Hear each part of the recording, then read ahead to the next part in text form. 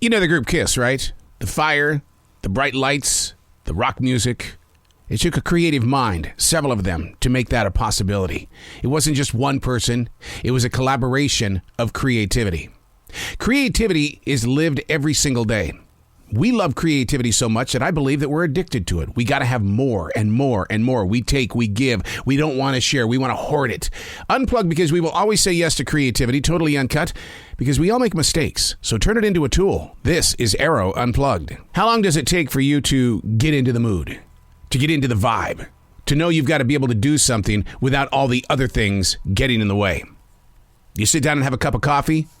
Do you go through the morning newspaper? Well, we don't have one of those anymore like my father had. My morning newspaper is getting on the digital phone and going, tip, tip, tip, tip, tip, tip, tip. Okay, I'm caught up.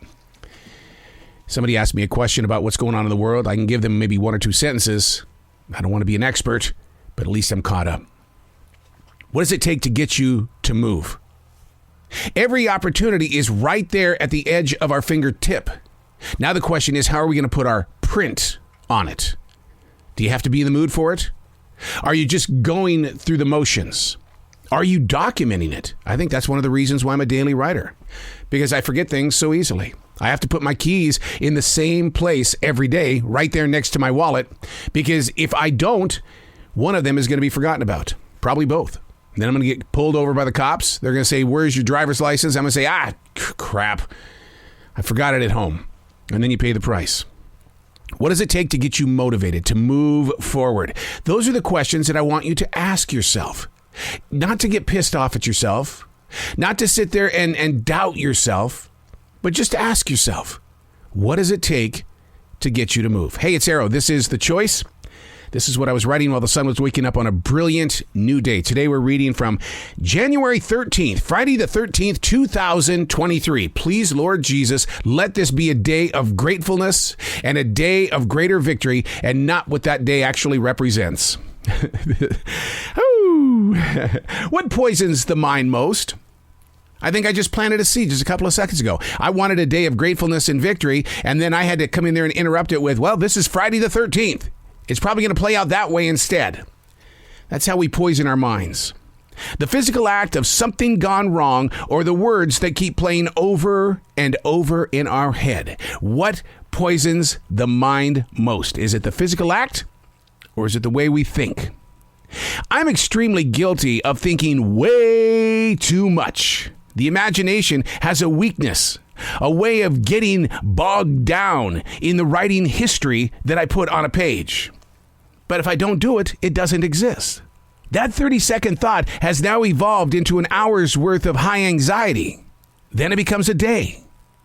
Learning how to brush your thinking like your teeth. Learning how to brush your thinking helps clear the blocked area. To snap my thinking process, I've been known to verbally say out loud my name. To tell my inner core that, hey, dude, you're crossing the line here. There can be no peace, not inside, until you do something with that poisoned mind. It's time to find calm. Sadly, that doesn't erase the interruption. 2 days later, here we are again. We're still thinking about that collision of personalities. The physical act of something gone wrong is only the fire starter. It's the mind and how it generates the rest of the story that keeps the negatives growing. Learning to know where your mind is, like motivating yourself to start your day. Do you have a tough time doing that? Is it something you can easily jump into? I'm very jealous of my dog, Jazzy, a pointer that we adopted. And the reason why is because when it's time to wake up in the morning, boom, she's up, she's moving, she's ready to rock. And I'm going, hold on. You got to give me a second to clear the cobwebs out of my head. I was just in a dream that I didn't agree with. And come on, let's slow things down a bit. No, she won't have it. She's ready to go right now. In fact, she's got to the point now, she knows at what time that we take our walks through the forest. And about 10, 15 minutes before that time of going out there into the forest, she's already grabbed my shoes and she has put it over by the sofa. I love it. I love that she's got that ambition. But man, what does it take to motivate you to move forward in a world where the mind is constantly being poisoned. But is it the physical act of something gone wrong, or the words that keep playing over and over in our head? I've had to learn how to retrain myself in the way that I daily write. Oh, you could read the old stuff from 1994 up to about 2015. And I would go in there and I called it bleeding. I would go in there and bleed on the pages. In other words, I would just talk about anything negative just to get it out of my system. Do you want to know what? Didn't work so well, because what it did was it really brought more energy to my negative, because now it was sitting right there in front of me. So I've learned how to take the negative energy and turn it into a positive. It takes the same exact amount of energy to take something that's so bad, or the way that your mind has poisoned your soul, and say, I'm not going to think like that. It's a choice. I'm not going to think like that. I'm going to brush my thinking. I'm going to floss in between the way that I think. And so when I write each morning, I'm not bleeding anymore. What I'm doing is I'm receiving from the universe. I accept what is moving through the atmosphere of right now. And from what has been received, we get to have a conversation.